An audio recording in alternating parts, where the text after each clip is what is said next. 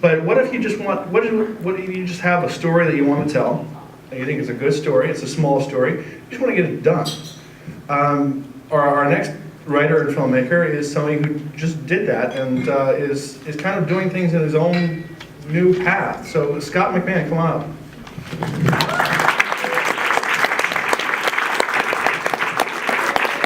Scott is a writer and actor in town, and he decided he had a script that he wanted to make, so he just decided to make it, and he'll tell you how. Oh, hey, thank you. First of all, thanks for everybody coming out, and it's really cool to be part of everybody else's films. And Chris, that was great, by the way. My daughter and her friend are here, and I could totally tell they were digging it. So I always think that's the litmus test. If your kid is laughing or enjoying what you're making, then you're pretty much doing okay. So that's kind of a letdown, because what I'm going to show you she doesn't like. Anyway, so my family and I moved up here about 3 years ago from San Diego, and my wife's always wanted to live in the Northwest, and she got a great job offer to come up here, and I was like, no, because I love surfing. And, but I can surf up here, and my parents live up here, and that's why I didn't want to move up here. No, I was just kidding. But they get to see their granddaughter, and right off the bat, my dad introduces me to Randall Johnson. And if anybody knows Randall Johnson, he wrote Mask of Zorro and The Doors, and he teaches a class, and everybody I met here is from his class, and it was a great introduction. And when I was down in San Diego, I went to film school, and I got lucky. Again, my dad introduced me, got me a job interview at Sony PlayStation as it first started. So for the first 12 years of my sort of career out of film school, I ran the cinematics visual effects department, and that was great until the PlayStation 3 was launched and the economy crashed, and of course I was out of job. But then I went to the desire that everybody goes through when they go to film school is to make their own film. So I was like, I'm going to make my own film. Went to Hollywood, I got everything going, everything looked like the traditional way. I got, my dear friend was a casting director, got me a cast in place, we got this movement, I had friends that were producers, I had an opportunity to pitch my project to Lawrence Bender, who's famous for Pulp Fiction and all the stuff that Quentin Tarantino does. But here's the thing that I learned from that great pitch. I met this famous producer, and I'm like, I can't believe I'm going to pitch to Lawrence Bender. I sort of had like a shoe design. That was my story. I had a comedy. And Lawrence Bender doesn't make comedies. So it's kind of like taking your shoe design and trying to present it to a hat maker. So I was telling him, going on this big presentation, and I was explaining, like, that's why like fantasy football is so popular. And he's like, what is fantasy football? I'm like, oh shit, that's not going to work. So that's, so the story, that didn't work out, but I knew I was onto something, because somehow this project I had in place, like a year later, it's made, but it wasn't made by me. It was, it's one of those things like, wait a minute. I had all my friends call me like, dude, is that your story? Dude, that's your movie, right? I go, yeah, I guess so. So that happens, and so we're like, that was right at the time. We're like, you know what? Let's just pack up. Let's get out of Southern California, come up here to Portland, and start over. And I knew that you can make movies anywhere, because things were changing. Hollywood was collapsing. I saw what was happening to my film, and like the economy and everything was just breaking down. And I was like, you know what? I've been making movies, animation, whatever for a long time, and I figure I could probably do it myself. I had all the equipment forever, but here's the funny, because we're here at the Writers' Conference. I've had access to people, equipment, and everything like that forever, but I just never had a good story to tell that I could tell like in one room, And that's where it all starts. We're like, holy crap, it's all about the story. It's all about the story. And the thing is like, you know what? There's got to be something I could tell in like one room or one house or something. We just recently showed our daughter The Breakfast Club. She's probably not old enough to see it, but what the hell? So we showed it to her, and you look at that movie, I'm like, this thing takes place in like one room. It takes place in a detention hall. I remember all right, whatever, the library. Thanks, honey. Jeez. So anyhow, so I was like, oh my God, you could do that, or and then there's the movie Rope by Hitchcock. There's Dinner with Andre. And I'm like, oh my God, where's my Dinner with Andre? So last year, almost exactly last year, my wife we had a great time. It was her birthday, and we were with friends and family. And that night, I couldn't sleep. I had this clearest thought I've ever had. I had you know what? I have an idea for a movie. Woke up the next morning, wrote an outline, and then I just, like, I got it. I think I got a movie. So what you're about to see is a trailer in the first 7 minutes to this feature film that I made last year. It's a full-on, 80, 90 minutes long, but you're not going to see the whole thing. And I made it for about $500, and $300 of it went to a prop, because it was like the statue that I buy. And the rest of it, I didn't have a crew. So I literally just put a camera up and a boom stand with a mic, and I jump in, and look in the camera, and I was like, I guess that's in focus, and I just start acting. And then the best part is, like, you'll see, like, I got an actress off Craigslist. That sounds off, but, But anyway, and then there's like, I wrote the script. I was like, I wrote this thing. And she's reading it and is like, so we're making out here? I go, yes. So anyhow, so all that kind of stuff. But you know what? All that buildup, it might really suck. So anyway, so you'll see the trailer, and it goes into the first 7 minutes. And keep in mind, I had to design every shot to be static somewhat because I didn't have a crew. And when I say crew, I would bum off, like, my daughter. Go, no, here, honey, just this is how you use the camera. Okay, you're gonna film me here. No, just hold it that way. No, okay, there we go. Or I grab, like, Randall, just, no, okay, wait, back up. Okay, you're good. That was my crew, that was my experience. I hope you enjoy. This is what I just asked for you. Barbara, is this your mom? Yes. Okay, Mom, can you do me a favor when the thing ends? Can you just clap just to get it going? That'll just make it better. So here goes the trailer. Here goes the first 7 minutes. I hope you enjoy it. Again, no crew, in my house. The acting's pretty awful. Here you go.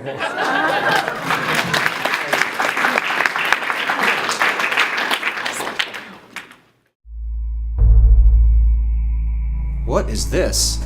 I don't know. I was hoping you might know what it is. What do you mean?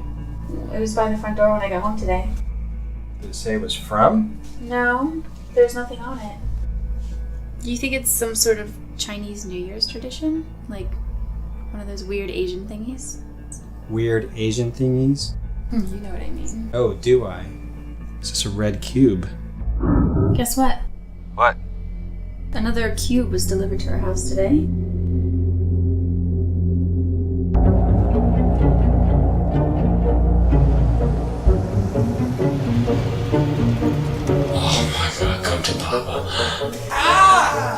Oh my god! I don't think you should stay here tonight. What are you talking about? Are things okay with you and Dom? Vet! What are you doing? No, Dom! Come on! No! The active, springing from energy. Good as Helen. Evil as hell.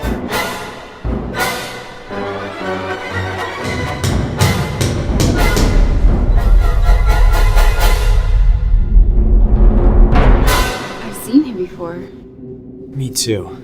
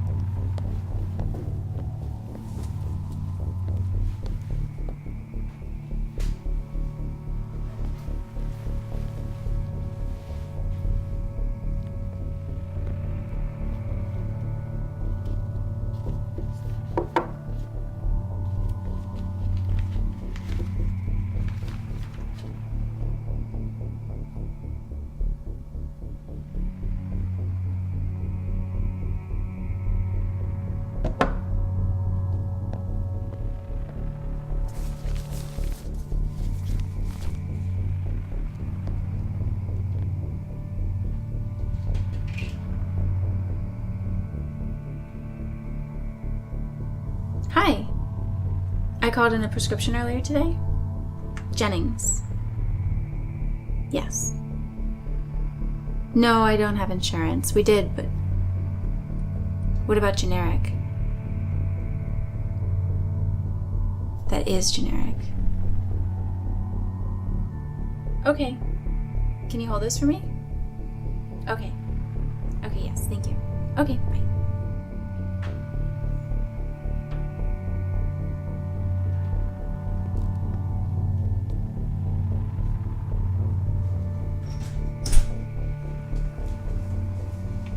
Hey, what are you doing here? You know my wife wouldn't like it. She's crazy. Loco.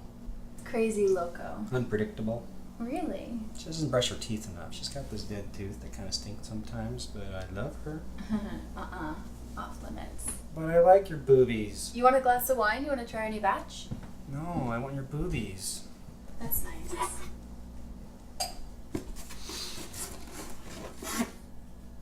I'm horny.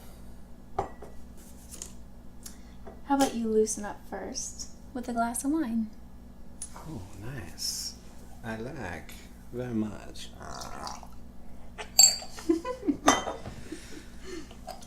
Hey, you monkey boy. Is this stuff any good? Yeah, I think so.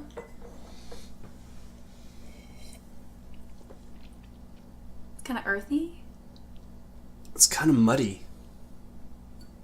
You know, you could be a little bit more supportive. We're still working on it. I'm sorry. You're right.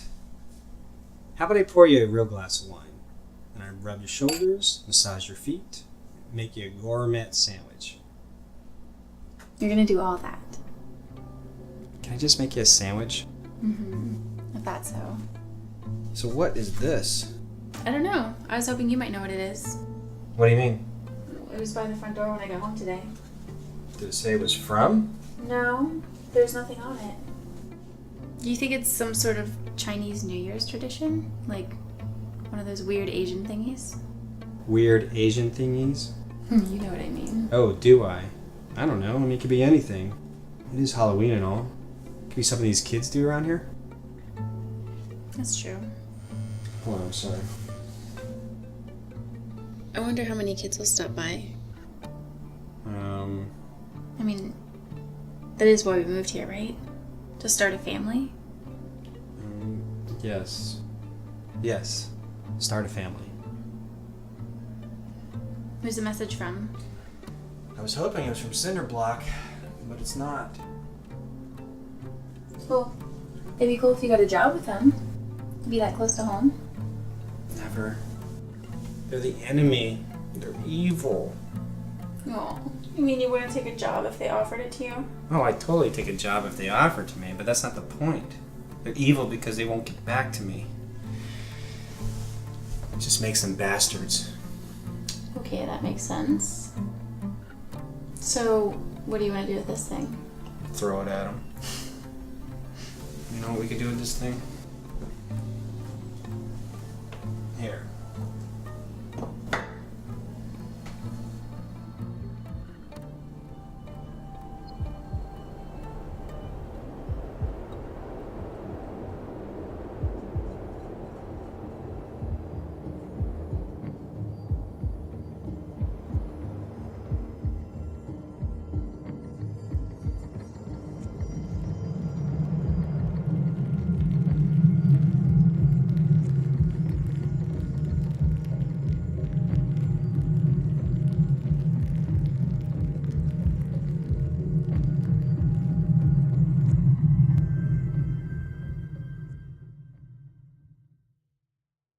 Come on, we got a special guest. Okay, watch your step.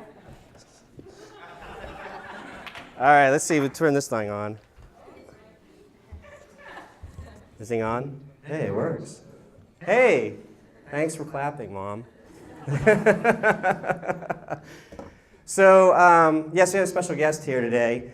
This is the Cube, and I first found the Cube working at a regional theater, and I made a movie about him. How do you feel having a movie made about you? Me. You actually look a lot smaller on screen.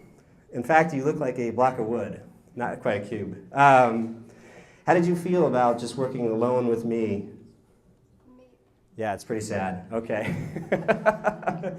And I have a little cube here, and we built this because I'm going to try to promote the film, not going traditional routes. Because I didn't have a crew, normally what you're supposed to do when you make a film, you're supposed to take a lot of what they call production stills. You know, just tons of stills that you can use for promotion. You send to the film festivals, you send to distributors. They really, really need those production stills to help sell the product. And I was like, well, I don't have any of those, so what do I do? Well, guess what? All this stuff is happening online right now. You got iTunes, you've got Netflix, and they have these, not distributors, they have these aggregators. And they basically are the gatekeepers or just quality control people, companies that sort through all the films being submitted. So that way Netflix and iTunes don't have to deal with every individual producer. They can just use an aggregator and they go, okay, this film meets up with the technical standards. We'll go ahead and submit it to iTunes or Netflix and that kind of stuff. Well, Vimeo on Demand just came out as well. And it's really quite simple just to throw up a film online and start renting it and start selling it. So that was it. If basic business kind of holds true, then number one, we created a product. The product is the movie. Number two, we just need to find an audience. I'm not too sure the audience is. We can still have to find that out. But we have a distribution channel. In the past, when you're making movies and stuff like that, you know, everybody would go to like the film festivals hoping, you know, maybe you get picked up or you meet somebody or you go to the film market. I went to the film market a couple years and, you know, you're trying to push and get some stuff made. But now that people, all of us independently, can just go to these distribution channels ourselves and pay a very small fee, we can get our stuff out there. But the only thing, the barrier is right now is marketing, basically trying to find out who will know about this. So this is the first step. We made a cube costume. And I have a little person in here who happens to be in the film because I tend to use child labor a lot. So we're going to use the first steps here, but also part of the marketing effort is to kind of promote the idea like, hey, guess what? You can get a free guide how to make a $500 film with no crew. I sort of give you a bullet point, step by step, like, hey, guess what? This is how I made it. And this is what I hope to do with it. So, but, because we don't, you know, you got to just throw yourself out there and see what happens. So, but if you actually want to know more, you can come check us out. We'll have this cube around here. But with all that said, have anybody any questions before I take this little one off? Here. Oh, yes. I live in San Diego and I want you to come back. Oh, yeah, I come. Hear that, Kendall? My wife? Well, you know, hey, say. What kind of camera did you use and where did you get it? Okay, so you'll hear a lot of these stories about these DSLRs, these Canon or Nikon cameras. And the big one, that revolutionized the industry, the independent film world, was the Canon 5D Mark II. And that camera goes about like $1,000. Well, I went way cheaper. I waited until the specs were a little bit more available it was the Rebel T3i that you can get for like $400 or $500. So it's kind of more plastic, but it has a flip screen, you pop it out. And I actually needed that because when I'm setting up a shot, like myself in the cube, we're acting, I would have to turn around to see the camera. In fact, there's the camera. That's the exact camera that we use. That's all it is a flip camera. And you just put it on a tripod, you turn around, you approximate your focus, you're like, okay, that's it. And you just start going for it. And then there's all sorts of problems that come up. So I wouldn't recommend it, you know. All I can say, probably the only reason I didn't have a crew is, you know, because I'm kind of a dick. But anyway, no, seriously. I just was so impatient. I was like, you know, I'm just going to do it myself. I can't wait. You know, I just got to make it happen in the house. So that's how we did it. That's what the camera we used. Yes? You made it sound like you had a dream, woke up, and wrote it down. Can you elaborate? Oh, yeah. So I plagiarized. No. I had this, you know what, it was just like this clearest thought when I was dreaming. I saw a beginning, middle, and end. It was something simple. It's basically two people in their house, and now we have an object, like the movie The Rope. So in the movie The Rope, spoiler alert, these two socialite guys, they strangle like their college buddy, and they throw him this chest, and all you see is this rope dangling in, and it's played like it's a play, and it plays in one shot. And then Jimmy Stewart comes in, and they have this dinner party, and they're talking all this philosophy, and the whole time you can see that there's this rope hanging out. So you know there's a dead body, so you know something's going to happen. So that's the intrigue. And I thought to myself, okay, what can I do? I go, what happens if there's this cube? It just shows up at these couples' door, and then they throw it away, or something happens, they throw it away, and another one comes back, and another one comes back, and it sort of unravels their lives. Well, it's funny, after you ever write something, and you're like, oh man, this is kind of cool, and then somebody goes, yeah, it's kind of like this movie. You're like, son of a bitch. So it's like, so I wrote it, and I realized it's kind of like that movie, The Box, who did, Richard Kelly did Donnie Darko. So that premise, I realized I go, yeah, I was kind of inspired by that, but that movie just had this box that shows up, and that movie kind of made a left turn someplace. And it wasn't like it wasn't a bad movie, it just ended on a downer. And I was like, oh my God, it's such a downer. So I was thinking, well, maybe I can make it on the upper. So it's kind of like, that's what my inspiration was for the cube. So I saw the beginning, middle, end, wrote the outline, and then just start writing the script. And then we had a dinner scene at Randall's house, and it was great because it was like a dinner party scene. Like a real wine party. You just get, and it was one of those things like, bring everybody. Like I would make a movie right now and go, we're all coming. I don't know, we'll figure it out. Because I knew in that scene I wasn't acting. I was going to be able to use the camera, and I could be able to direct and get the shots I wanted. It was really fun. We had a great time. But because we were drinking so much wine, all the performances started to go down near the end. Everybody's like so tired, and I was like, So when I edited it all together, that whole part was like chopped out at the end because the energy level was like, anyhow. So to answer your question, writing-wise, there was some stuff that happened prior to that night where, for instance, it was just like, hey, this person's available or this person's available. I'm trying to see if other people might be available. And I just kind of knew who they were, and I would just, the night before or a couple minutes before, rewrite a scene based off sort of their personality. So I don't know if it was the best idea, but all I know is like, that was a creative pressure cooker of like, okay, wait, I got now this many people?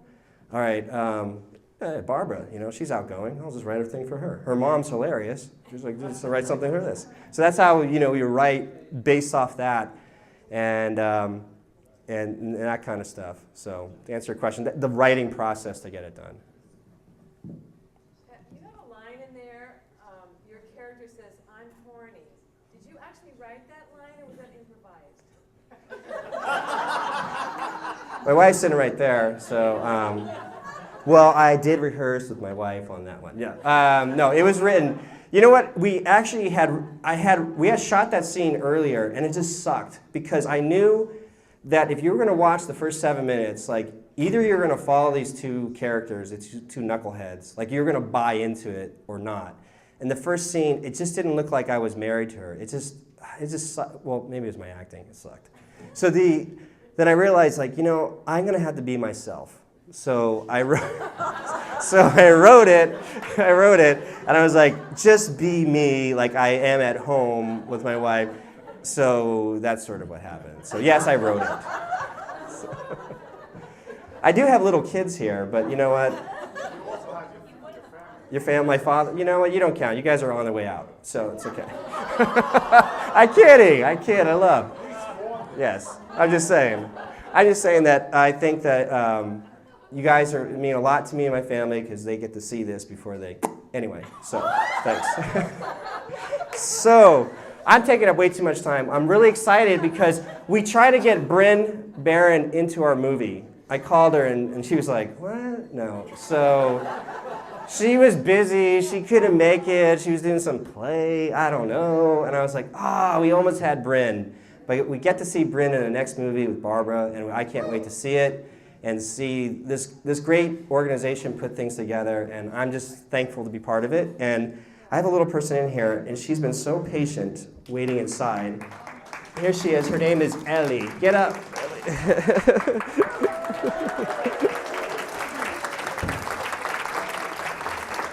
Thank you. All right, I think I'll hand it over to Stefan to give the final. But if you want to find us, you can't miss it. I mean, seriously, I'll be standing next to this thing. Thank you.